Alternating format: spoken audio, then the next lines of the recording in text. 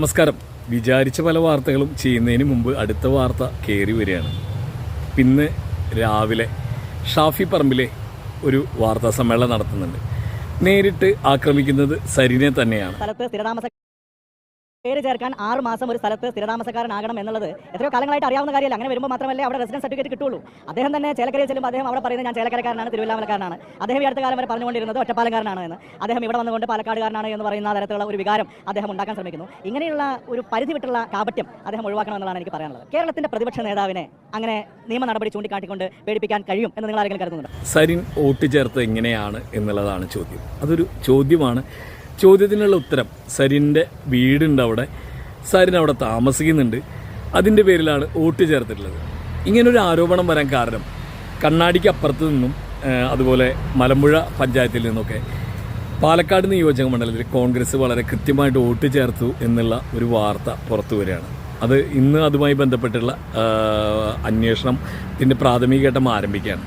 ഒരിക്കലും ഒരു വോട്ടും ചെയ്യിപ്പിക്കില്ല എന്നുള്ളത് ഇടതുപക്ഷം വളരെ കൃത്യമായിട്ട് തന്നെ പറഞ്ഞിട്ടുണ്ട്. ഇതിപ്പോൾ മാധ്യമങ്ങൾ വാർത്ത വൈകി കൊണ്ടുവന്നെന്ന് വെച്ചാലും നമ്മൾ ചെല്ലുമ്പോൾ തന്നെ ഇതിനെക്കുറിച്ചുള്ള വാർത്തകൾ നമ്മൾ നേരിട്ട് അറിഞ്ഞതാണ്. അതല്ല വിഷയം. നമ്മൾ തൃശ്ശൂർ പൂരവുമായി ബന്ധപ്പെട്ട് തൃശ്ശൂർ പൂരത്തിന് ഒരു പ്രശ്നം ഉണ്ടാവുകയും പെസോ നിയമം നടപ്പാക്കുന്നതുമായി ബന്ധപ്പെട്ട് ഒരു പ്രശ്നം ഉണ്ടാവുകയും ആ പ്രശ്നത്തിനിടയ്ക്ക് പൂരത്തിന് രാത്രിയിലെ മടത്തിൽ വരവ് തടസ്സപ്പെടുകയും പിന്നീടുള്ള പൂരമൊക്കെ വളരെ ഭംഗിയായിട്ട് നടന്നു. വെടിക്കെട്ട് മാത്രമാണ് നീട്ടിവെച്ചത്. അതിനുശേഷം ദേവസ്വങ്ങളുടെ ആവശ്യപ്രകാരം അവിടുത്തെ ഓഫീസറായിരുന്ന കമ്മീഷണറായിരുന്ന അങ്കിത് അശോകന് സ്ഥലം മാറ്റം കൊടുക്കുകയും ചെയ്തതൊക്കെ നമുക്കറിയാവുന്നതാണ്. കുറച്ച് ദിവസം കഴിഞ്ഞ് നമ്മളതിൻ്റെ പ്രധാന കാര്യങ്ങളൊക്കെ മറന്നുപോയപ്പോൾ BJPക്ക് വോട്ട് നേടാൻ വേണ്ടിയിട്ടാണ് ഇത് ചെയ്തത്. പിണറായി വിജയനും അജിത് കുമാറും കൂടിയിട്ടാണ് ഇത് ചെയ്തത് എന്ന് പറഞ്ഞ് PV അൻവർ കോൺഗ്രസിൻ്റെ കൂടേക്ക് പോകുന്നതിന് മുമ്പ് ഒരു ആരോപണം ഉന്നയിച്ചു. ആ ആരോപണം വലിയ നിലയ്ക്ക് കാട്ടുതീ പോലെ പടർന്നു. ഇതിൻ്റെ പിന്നിലുള്ള അജണ്ടയാണ് ഇപ്പോൾ ചർച്ച ചെയ്യുന്നത്.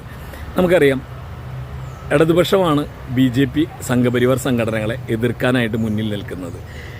സുരേഷ് ഗോപി തൃശ്ശൂരിൽ വോട്ട് ചെയ്തു. കൊല്ലത്ത് വീടുള്ള തിരുവനന്തപുരത്ത് സ്ഥിരതാമസമായ സുരേഷ് ഗോപി, ഇപ്പോഴും MP ഓഫീസ് തുറക്കാത്ത സുരേഷ് ഗോപി തൃശ്ശൂരിൽ വോട്ട് ചെയ്തു. ഏതെങ്കിലും കോൺഗ്രസ്സുകാർ ഇതിനെക്കുറിച്ച് പറഞ്ഞതായിട്ട് നമുക്കറിയോ? അറിയില്ല എന്നല്ല, ഇല്ല. സുരേഷ് ഗോപി വോട്ട് ചെയ്യുമ്പോൾ ഒരു സ്ഥാനാർത്ഥിയല്ലേ, കുറച്ച് ദിവസമൊക്കെ ഇവിടെ വന്ന് താമസിച്ചിട്ടില്ലേ എന്നുള്ളൊരു പരിഗണന നമ്മളും കൊടുത്തു, അല്ലെങ്കിൽ ഇടതുപക്ഷം കൊടുത്തു. പക്ഷേ കോൺഗ്രസ് അതിനെതിരെ പ്രതികരിച്ചില്ല. പ്രത്യേകം കേൾക്കേണ്ട ഷാഫി പറമ്പിൽ, നിങ്ങൾ പറയുന്നുണ്ടല്ലോ കോൺഗ്രസ് സുരേഷ് ഗോപിക്കെതിരെ പ്രതികരിച്ചില്ല എന്ന് മാത്രമല്ല, മറ്റ് മണ്ഡലങ്ങളിൽ നിന്ന് പൂങ്കുന്നം പോലുള്ള പ്രദേശങ്ങളിൽ ഫ്ലാറ്റുകൾ കേന്ദ്രീകരിച്ച് വ്യാപകമായി വോട്ട് ചേർത്തു എന്നുള്ള ആരോപണം വരുമ്പോഴേ അതിനെ പ്രതിരോധിക്കാനും കോൺഗ്രസ് ഒരു ദിവസം പോലും വന്നില്ല.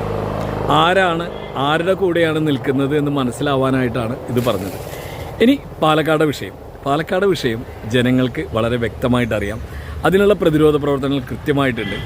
വ്യക്തി തിരിഞ്ഞ് ആരോപിക്കുന്നതിൻ്റെ ലക്ഷ്യം ഇന്നലെ കൃത്യമായിട്ട് സൗമ്യ ശരീൻ്റെ കയ്യിൽ നിന്ന് പ്രതിപക്ഷ നേതാവിന് കിട്ടി. സർട്ടിഫിക്കറ്റ് കൊടുക്കണമെങ്കിൽ BJP ഭരിക്കുന്ന മുനിസിപ്പാലിറ്റിയാണ്. 6 മാസം തുടർച്ചയായിട്ട് താമസിച്ചാൽ മാത്രമേ കൊടുക്കാൻ പാടുള്ളൂ. അദ്ദേഹം 3 മാസം പോലും ആയിട്ടില്ല ഇവിടുത്തെ ഒരു വാടക വീട്ടിൽ താമസിക്കാൻ തുടങ്ങി. അതിനു മുമ്പ് അദ്ദേഹത്തിന്റെ ഭാര്യയുടെ പേരിൽ ഒരു വീടുണ്ടായിരുന്നു, അത് വാടക കൊടുത്തേക്കാണ്. അവിടെ അദ്ദേഹം താമസിച്ചിട്ടില്ല.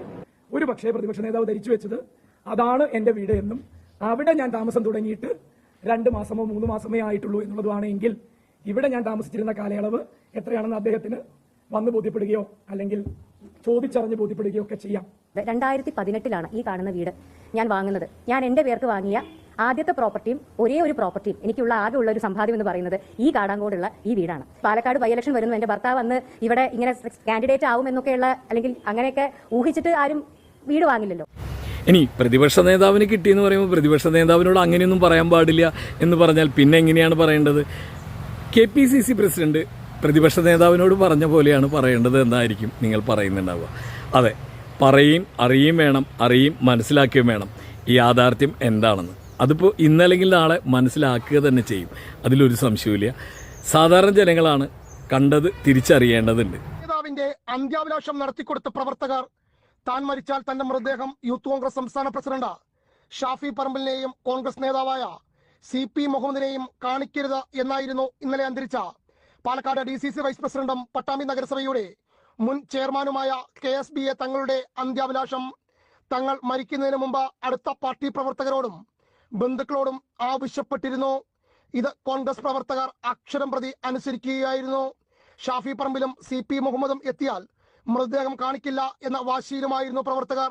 ഇത് ഒഴിവാക്കാൻ മുതിർന്ന കോൺഗ്രസ് പ്രവർത്തകർ പലവട്ടം ബന്ധുക്കളുമായി ചർച്ച നടത്തിയിരുന്നു.